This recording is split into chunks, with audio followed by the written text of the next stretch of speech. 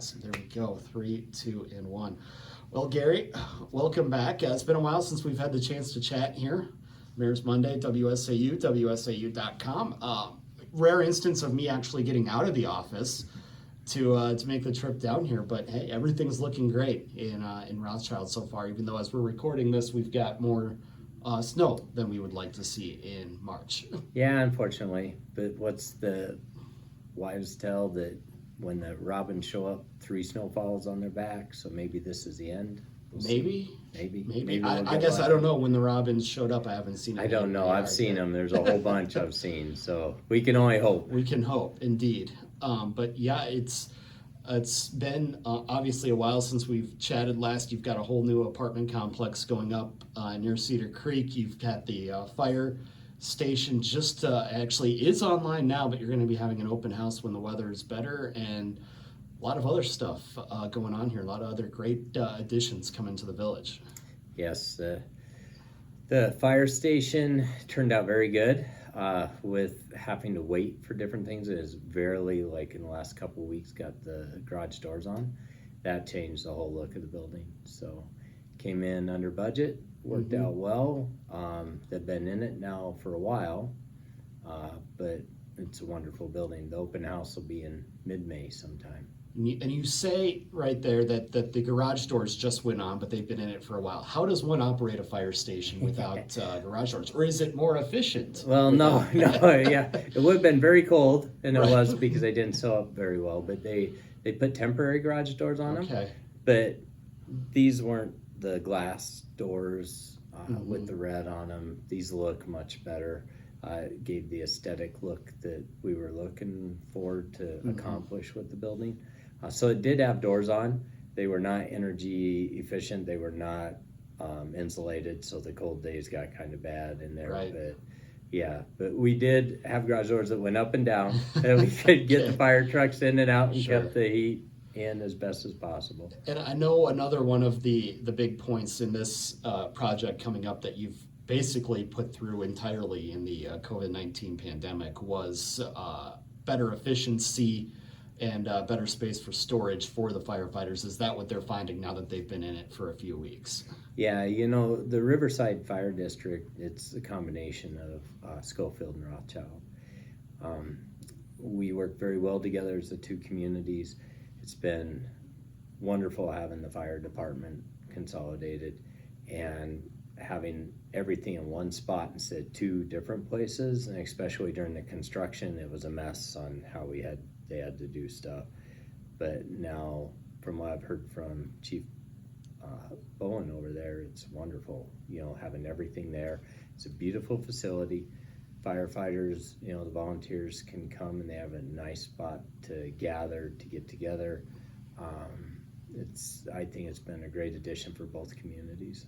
Yeah, indeed. And the next addition we were going to talk about then was 120 apartment complex going up in the Cedar Creek area. First off, we're having an apartment boom in the area right now, but obviously you've got the studies that are still saying, in areas like Rothschild, there's still a need for something like this in the community. Correct. Actually, all of the municipalities have gotten together to do a housing study to see exactly what is needed, because we've been told that there's a huge need for apartments in the area. So this one here, it's 2 different developers putting up about 60 units each out there. And from everything that we have seen, we're still going to be short of housing in the Wausau area, even with the boom that we've seen happening. So it's a wonderful problem to have, where people are moving in. They're finding out that this is a wonderful place to live, to raise a family. We have great school districts, great amenities. We're almost central in the state. And what more could you ask? Yeah, indeed. That's why I like it here. It's, a couple hours to the Twin Cities. It's a couple hours to Madison. Milwaukee, Chicago's not far. And still I'm yet close enough that it's a one-day drive for me to go back and see family. That's why I like it here. That's right. Well, and then we don't have to put up with as much of the hustle and bustle of the big city. We're still up north. They say, even though people up north laugh at us. When we say Yes, indeed.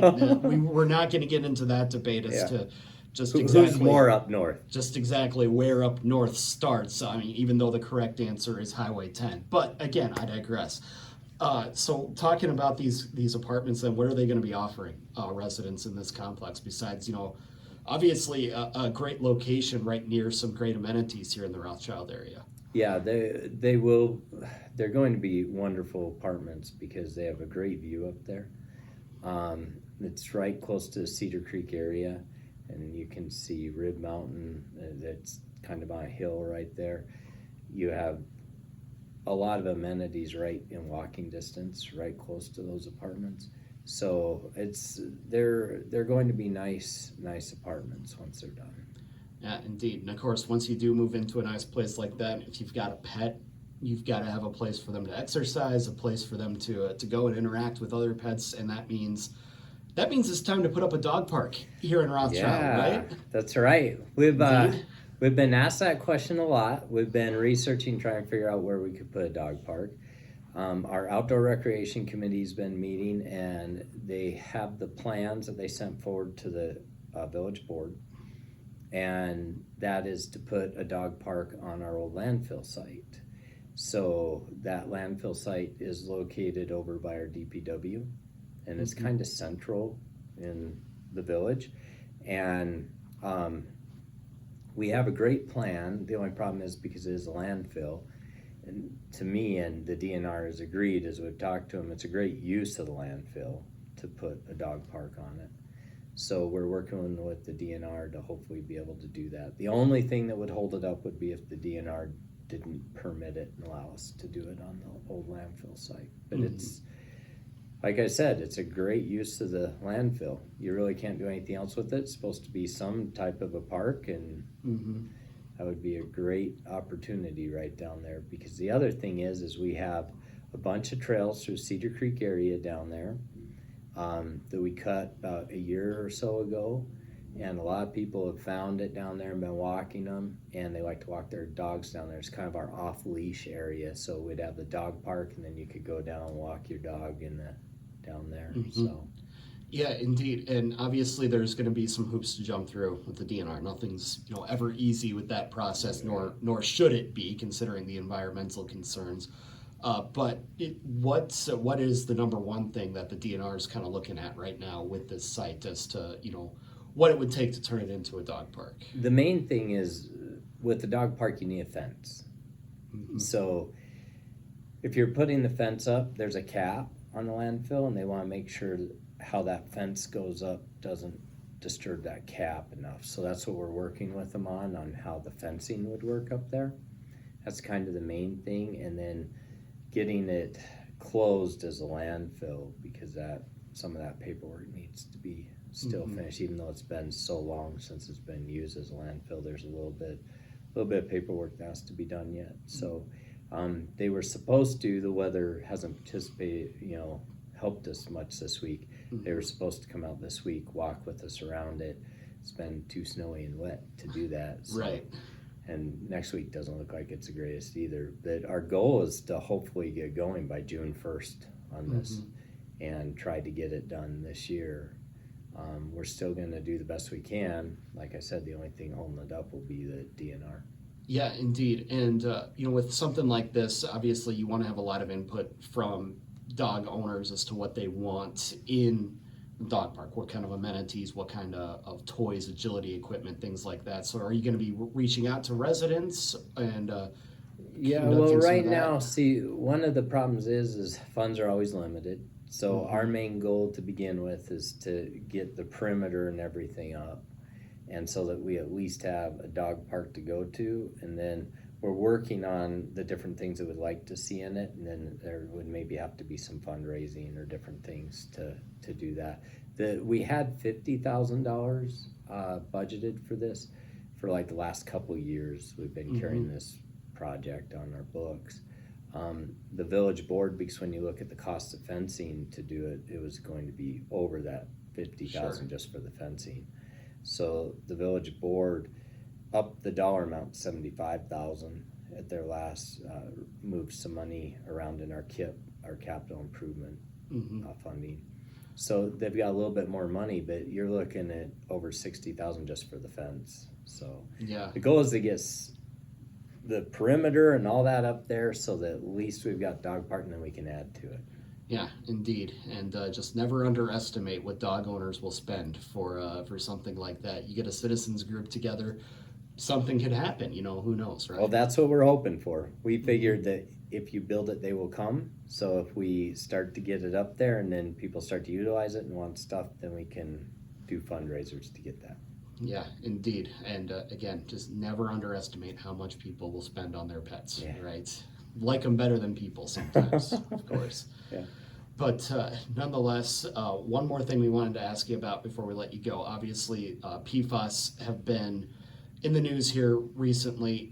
You have found them in your water supply. However, it's below the 20 parts per trillion mark, which is the mark that a lot of people are looking at as far as the standard goes. So what has your message been to residents regarding the drinking water here in Rothschild? Because obviously you want people to know that it's still safe to drink right now, right? Well, yeah, we did. The Department of Health Services and the DNR require that we send out a notice because, as you stated, our overall, the PFAS number was under the 20 parts per trillion.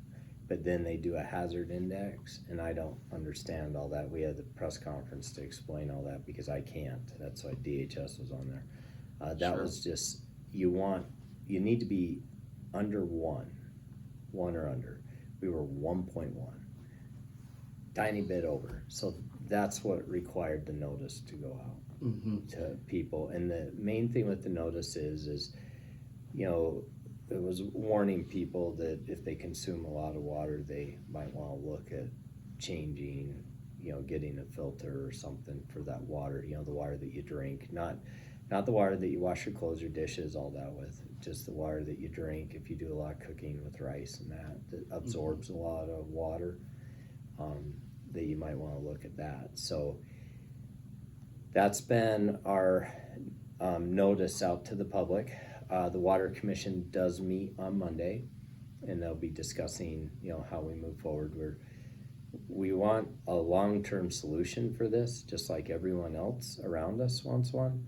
So we're trying to figure out what's the best way to do that. So we've got our consultants working with staff, trying to figure out how we can get that down so that it stays down below the recommended levels. That's the thing. We're not in violation. We went out and we tested voluntarily. We really had no reason to test other than just to know where we were at for our customers, and we did it because we care about our customers.